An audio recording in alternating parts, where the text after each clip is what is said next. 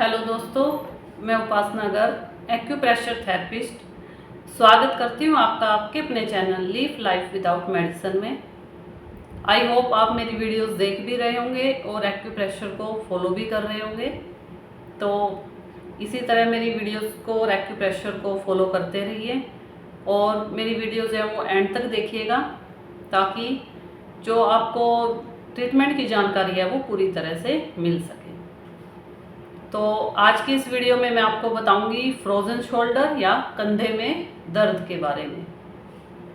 कई बार हमारे हाथ में कोई झटकी लगने से, किसी चोट की वजह से या फिर किसी अन्य प्रॉब्लम की वजह से हमारे जो शोल्डर हैं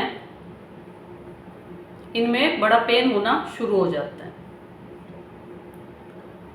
और धीरे धीरे अगर हम प्रॉपर ट्रीटमेंट न लें और ये शोल्डर पेन बढ़ जाए तो ये इतना सीवर हो जाता है कि शोल्डर से शुरू होकर पेन हमारी पूरी बाजू में ही चला जाता है और हमारे लिए बाजू को ऊपर नीचे करना या मूव करना या पीछे लेके जाना सारा मुश्किल हो जाता है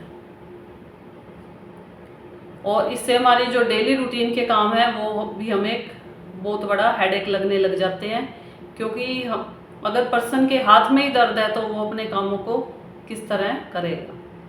लेकिन एक्यूप्रेशर में बहुत अच्छे पॉइंट्स हैं जिन्हें अगर हम लगातार स्टिमुलेट करेंगे तो हमारा जो शोल्डर में पेन था वो भी धीरे धीरे ख़त्म हो जाएगा और जो हमारी बाजू की मूवमेंट रुक गई थी या बाजू में दर्द था वो भी ख़त्म होता चला जाएगा।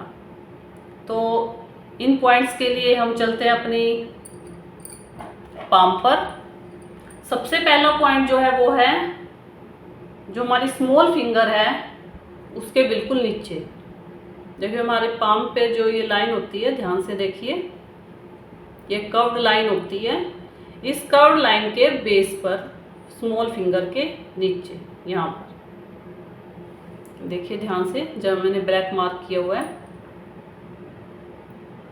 लेकिन इस पॉइंट के बारे में एक ट्विस्ट है। इस पॉइंट को हमें, अगर हमारे लेफ्ट शोल्डर में दर्द है तो हमें राइट हैंड का पॉइंट स्टिमुलेट करना है और अगर हमारे राइट शोल्डर में दर्द है तो लेफ्ट हैंड का पॉइंट है वो स्टिमुलेट करना है।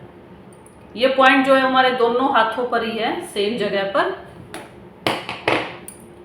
देखिए मैं हाथ पर भी मार्क करके दिखाती हूँ। यहाँ पर जहाँ से हमारी ये कर्व्ड लाइन शुरू होती है उसके बिल्कुल बेस पर देखिए यहाँ पर।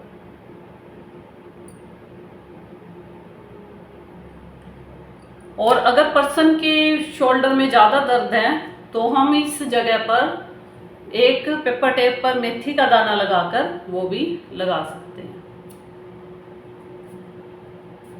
क्यों कई बार ऐसी सिचुएशन हो जाती है कि हमारे शोल्डर में और बाजू में पेन है तो हमारे लिए थेरेपी करना भी मुश्किल हो जाता है। तो उस केस में आप ये कर सकते हैं कि यहाँ पर मेथी का दाना लगाएं और उसे फिंगर से बैठे बैठे दबाते रहें, क्योंकि उससे जो है फिंगर्स पर ज़्यादा प्रेशर नहीं पड़ता।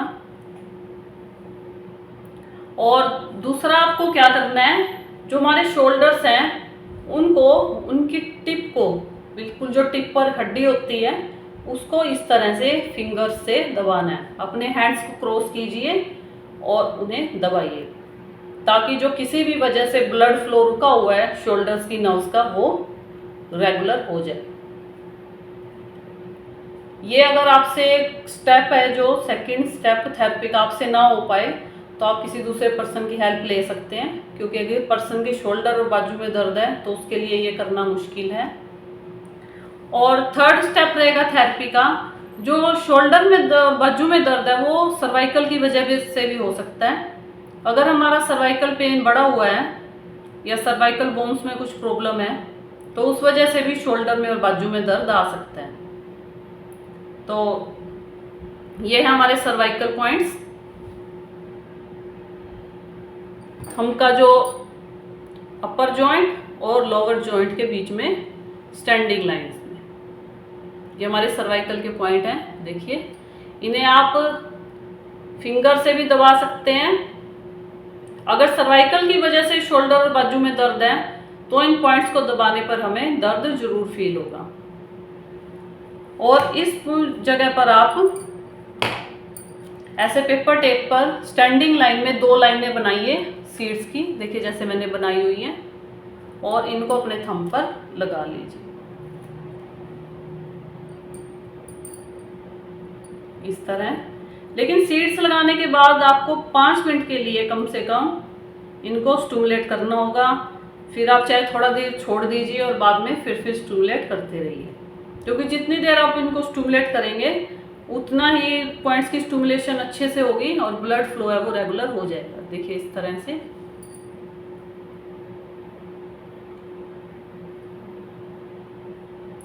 और इसके अलावा फोर्थ एक कॉमन सा स्टेप ये रहेगा, अगर आपके बाजू में दर्द आ रहा है तो आप उसको ऐसे नीचे की साइड से सारी बाजू को दबा दीजिए, जैसे मैं दबा रही हूँ। कई बार क्या होता है कि अगर नर्व्स में ब्लड फ्लो कम है और हमारा वो बॉडी पार्ट मूव नहीं हो रहा और हम उसकी मूवमेंट कम कर रहे हैं या उस बॉडी पार्ट से काम कम कर रहे हैं, तो जो नर्व्स है उनमें ब्लड के जो है वो गांठें बन जाती हैं। तो इस तरह दबाने से क्या होगा, थोड़ा सा वो जो ब्लड की गांठें बनी हुई थी या नर्व्स में ब्लड रुका हुआ था उसको फ्लो करने में थोड़ी हेल्प मिलेगी। बाकी जो पॉइंट्स हैं वो अपना काम करते रहेंगे। तो आप इस पूरी बाजू को इस तरह नीचे की साइड से दबा सकते हैं।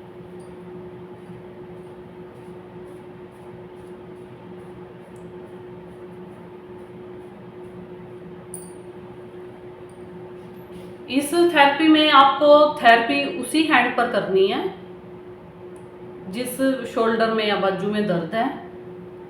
सिर्फ इसमें जो ये पॉइंट था स्मॉल फिंगर के नीचे वाला, ये पॉइंट आपको अपोजिट रखना है। अगर लेफ्ट शोल्डर में दर्द है तो राइट हैंड पे ये पॉइंट लगेगा, अगर राइट हैंड शोल्डर में दर्द है तो लेफ्ट हैंड पर ये पॉइंट लगेगा। इसके अलावा जो सर्वाइकल के पॉइंट्स हैं ये आप दोनों हाथों पर लगा सकते हैं, चाहे एक शोल्डर में दर्द है या दोनों शोल्डर में दर्द है, क्योंकि ये सारी सर्वाइकल बोन्स के ब्लड फ्लो को रेगुलर करेगा और उनको स्टिमुलेट कर देगा। तो दोबारा एक बार पॉइंट्स देखिए। फर्स्ट पॉइंट है हमारी स्मॉल फिंगर के नीचे, जहाँ से कर्व लाइन शुरू हो रही है उसके बेस पर। यहाँ आप दबाकर भी स्टिमुलेट कर सकते हैं या सीड थेरेपी कर सकते हैं। सेकंड पॉइंट रहेगा, अपनी हैंड को क्रॉस करके आपको शोल्डर्स के टिप को दबाना है इस तरह फिंगर से। और थर्ड पॉइंट रहेगा, आपको जो सर्वाइकल के पॉइंट्स हैं थंब पर, अपर जॉइंट और लोअर जॉइंट के बीच में, इन पॉइंट्स को दबाना है इस तरह फिंगर से, या फिर उन पर ये सीड्स लगाने हैं। अगर आपको सर्वाइकल के बारे में के ट्रीटमेंट के बारे में फुल इंफॉर्मेशन चाहिए तो मेरे चैनल पर इसकी बहुत अच्छी वीडियो है, आप उस वहाँ से डिटेल्ड जानकारी ले सकते हैं और उन स्टेप्स को फॉलो भी कर सकते हैं। अगर आपको लग रहा है कि जो शोल्डर पेन है वो सर्वाइकल की वजह से है, क्योंकि अगर सर्वाइकल की वजह से पेन है तो यहाँ में थंब पर दबाने पर पेन जो है वो फील होगा। और फोर्थ स्टेप करना है आपको कि अगर बाजू में भी दर्द है तो हमें बाजू को इस तरह नीचे से दबाना है ताकि जो ब्लड फ्लो है वो रेगुलर हो जाए। ये जो थेरेपी है हमें काफ़ी दिन तक कंटिन्यू रखनी पड़ेगी, लेकिन जो हमें आराम है वो 3-4 दिन में ही मिलना शुरू हो जाएगा। लेकिन जो पूरी तरह से आराम है वो हमें कम से कम 15-20 दिन के बाद ही दिखेगा, क्योंकि एक्यूप्रेशर काम धीरे करता है, लेकिन एक्यूप्रेशर का काम इस तरह होता है कि वो प्रॉब्लम को जड़ से ही ख़त्म कर देता है और बाद में उस प्रॉब्लम को होने के चांसेस भी बहुत कम होते हैं। तो आप इन पॉइंट्स को रेगुलरली स्टिमुलेट करके देखिए आपको कंधे के दर्द में या बाजू के दर्द में जो प्रॉब्लम आ रही थी वो आपको आराम मिलना शुरू हो जाएगा और आपको रिलैक्स फील होगा। इसके अलावा फ्रोजन शोल्डर और कंधे के दर्द के लिए मेरी टिप्स ऑफ द डे है, जिस बाजू में या कंधे में दर्द है उस बाजू को से आप ज़्यादा भारी वेट न उठाएं। और दूसरा पॉइंट है कि जिस कंधे में बाजू में दर्द है उस बाजू की आप थोड़ी बहुत मूवमेंट करते रहें, क्योंकि कई बार क्या होता है कि जिस बॉडी पार्ट में या ऑर्गन में दर्द हो हमें, हम उसकी मूवमेंट को बंद कर देते हैं, स्पेशली हैंड्स और लेग्स के लिए।